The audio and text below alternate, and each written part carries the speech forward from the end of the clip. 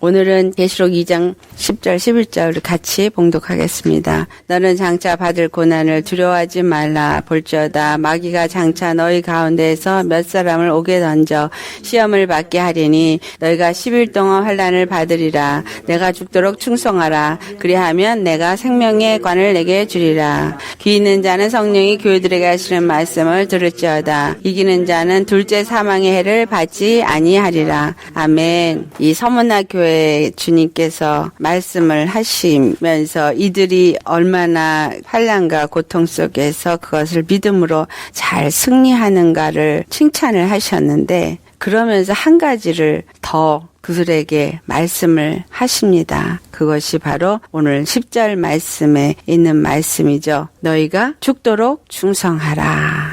고난을 당하면서 그 고난 속에서 충성까지 더해지기에는 참 쉬운 일이 아닙니다. 충성을 왜 해야 되는지를 아는 자만이 충성을 할 수 있습니다. 이 충성이라는 단어는 어떤 관계에서 충성이라는 단어가 쓰여지냐 하면은 군주와 신하, 그런 관계가 되어질 때 충성이라는 단어를 씁니다. 계시록 1장 5절을 가보면 충성된 증인으로 죽은 자들 가운데서 먼저 나시고 땅의 임금들의 머리가 되신 예수 그리스도에 대해서 말씀을 합니다. 정말로 하나님 앞에 충성된 사람은 예수 그리스도 한 분이십니다. 그 예수 그리스도가 왜 하나님 아버지께 충성된 자이냐? 그분은 이 땅에 오는 순간부터 가실 때까지 자기 의로 자기 임무로 한 것이 없이 아버지의 뜻대로 왔고 아버지의 뜻대로 말한다고 하셨고 아버지의 뜻대로 행한다고 하셨고 아버지의 뜻대로 십자가에서 죽으셨던 분입니다. 그 충성된다는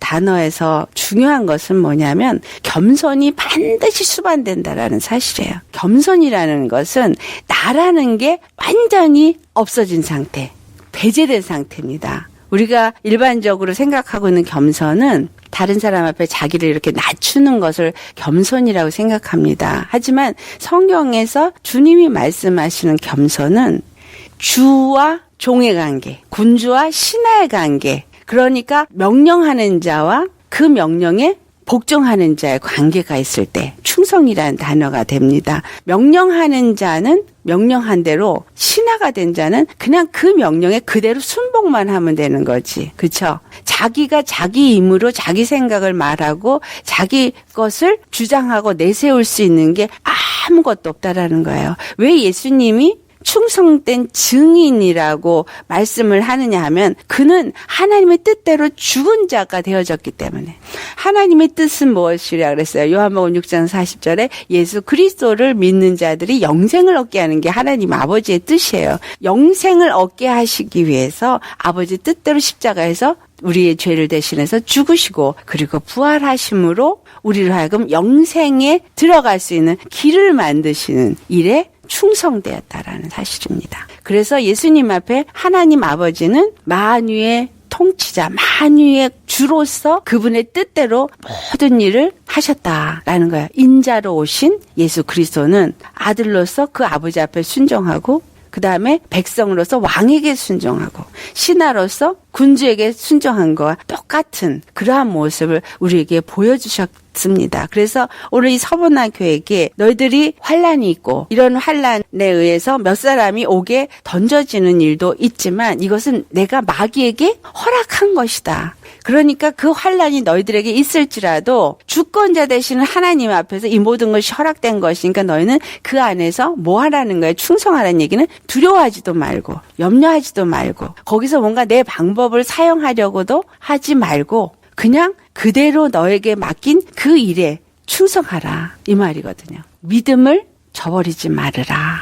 너와 나의 관계가 주와 백성의 관계, 신하의 관계, 아버지와 자녀의 관계, 이런 관계 속에서 순종하는 그러한 충성의 자세를 가지라. 이런 얘기를 하고 있는 것입니다. 그래서 빌립보서 2장 8절을 보면은 예수님이 사람의 모양으로 나타나셔서 자기를 낮추시고 죽기까지 복종하신 것을 갖다가 뭐라고 표현하냐면 자기 자신이 아무것도 아닌 것처럼, 영어로 하면 nothing이라는 단어를 써요. 자기 자신이 아무것도 아닌 것 같이 십자가에서 죽으신 거예요. 우리도 또 충성된 하나님 앞에 나아가는 자는 자기 자신을 아무것도 아닌 자로 여길 수 있는 그러한 믿음이 우리 가운데 있어야 한다라는 거예요. 내 믿음은 어떤 믿음이냐? 예수님이 나에게 주신 그 은혜가 무엇인지를 알 때 바로 충성된 증인, 충성된 종의 자리에 내려가야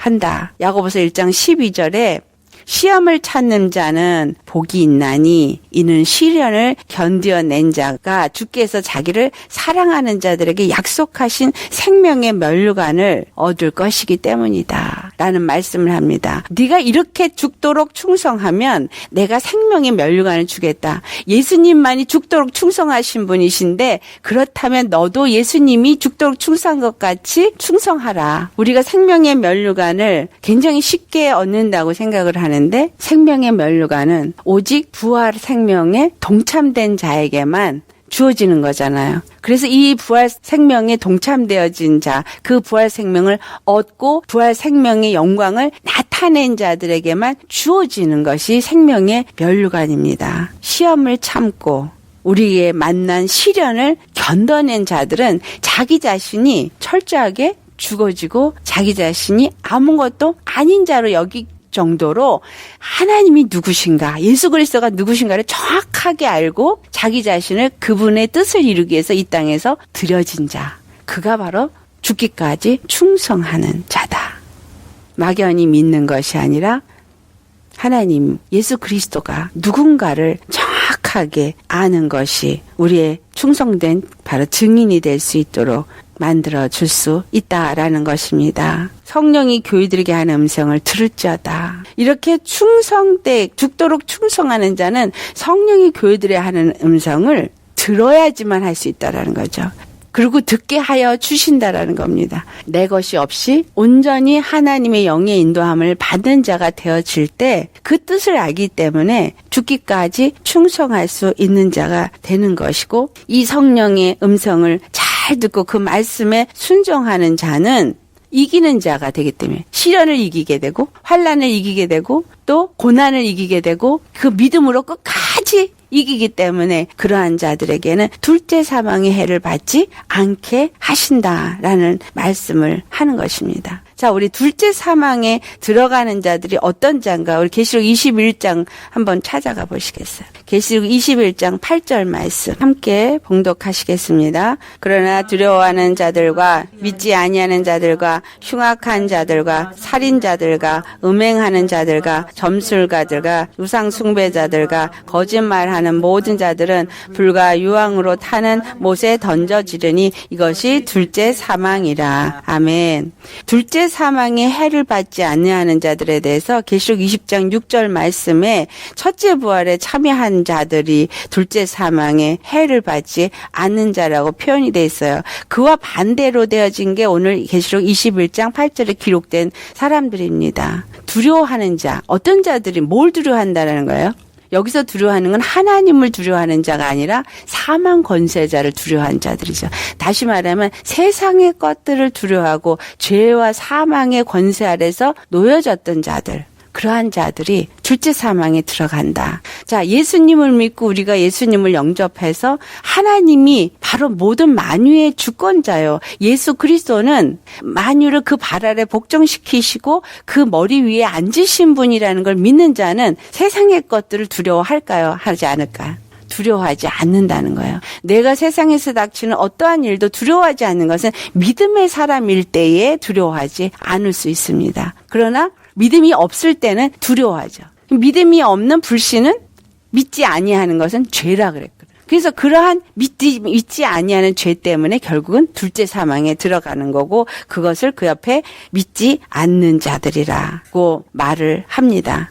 흉악자들, 살인자들, 음행하는 자들, 이것은 육체적으로 흉악하고 사람을 죽이고 음행하는 자들을 말하는 것이 아니라, 당연히 육체적으로 그런 사람들은 다 지옥에 가죠. 그런데 마귀의 영에 의해서 악을 행하는 자들, 살인자들, 뭐냐면 영혼들을 죽게 만드는 자들이 살인자야. 그러니까 믿음에서 떠나가서 구원을 받지 못하게 되는 자들, 그들은 자기의 피값으로 죄를 져서 죽는 자도 있지만 잘못 믿어서 죽는 자도 있잖아요. 그러면 그렇게 죽게 만든 목사들, 잘못 가리킨 사람들, 교사들, 잘못 예언한다고 한 거짓 선지자들, 또한 사람들을 미혹해서 육체적인 것을 따라서 가도록 만든 적그리스도, 이런 모든 사람들, 그러니까 세상에서 행한 자들뿐만 아니라 교회 안에서 성도들을 바로 믿고 영생에 이르고 그 생명에 이르게 하도록 가르치지 못하고 잘못 가르치고 잘못 인도한 자들도 다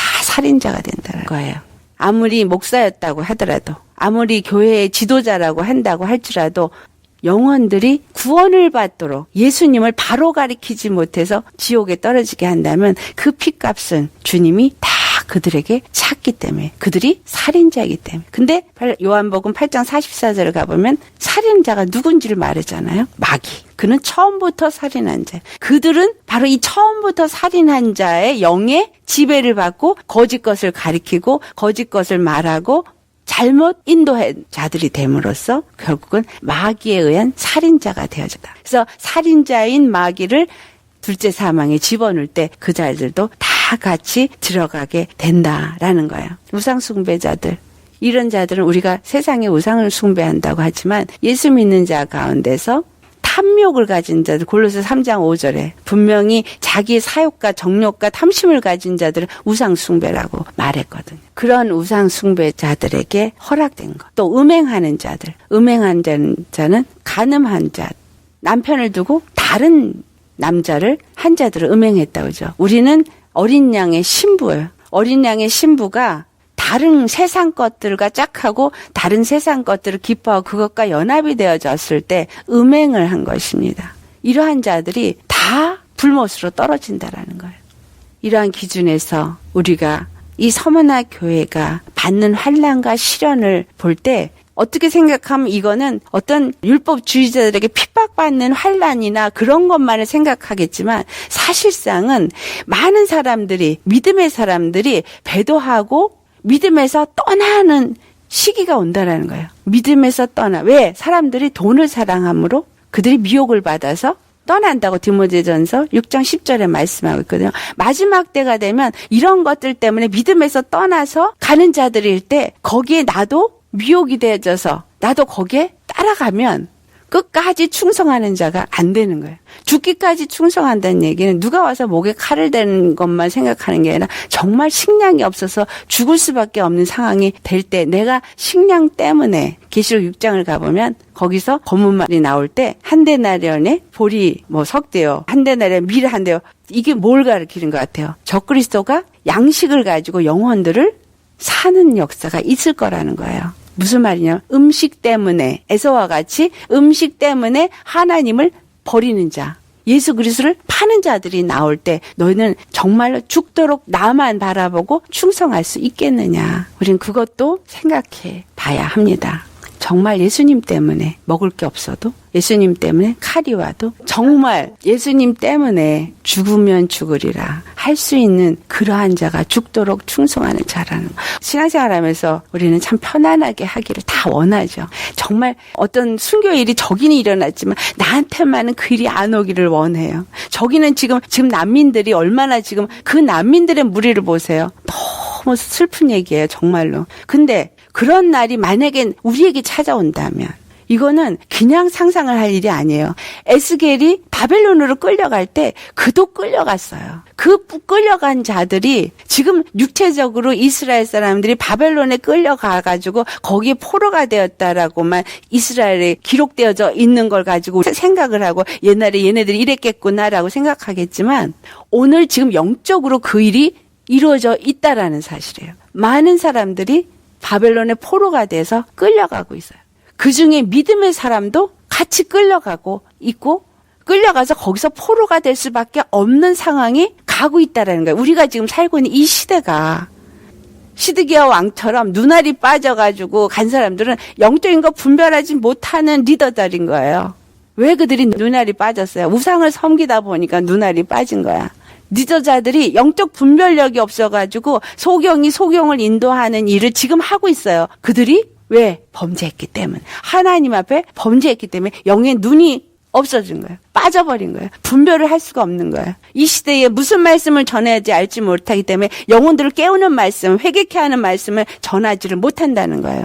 왜 이 서머나 교회에 너희는 충성된 자가 돼야 되냐? 죽기까지 충성된 자가 되어야 되냐? 우리의 지금 믿음은 죽으면 죽으리라 하는 믿음, 끝까지 그분만 섬기는 믿음의 자세가 있어야 된다라는 거예요. 앞으로 다가올 이 세대가 그런 세대 가운데 우리가 있어요. 이 계시록에 기록되어 있었고, 이 계시록에 이 말씀을 기록할 때는 사도 요한이 반모섬에 있을 때였고, 그 시대에 있었던 교회들에게 이 편지를 했을 정도면 지금 이 마지막에 일어날 일들을 지금 기록하도록 하셨고, 우리가 그걸 지금 보고 있다라는 사실이에요. 그래서 오늘 내 믿음이, 또 신앙 생활을 한다는 그리스도인들이 죽기까지 충성하려는 그 믿음이 있지 않으면 다 배도한다라는 거예요. 다 넘어진다라는 거예요. 다 바벨론의 그 포로가 돼서 끌려가는 처럼 간다라는 거예요.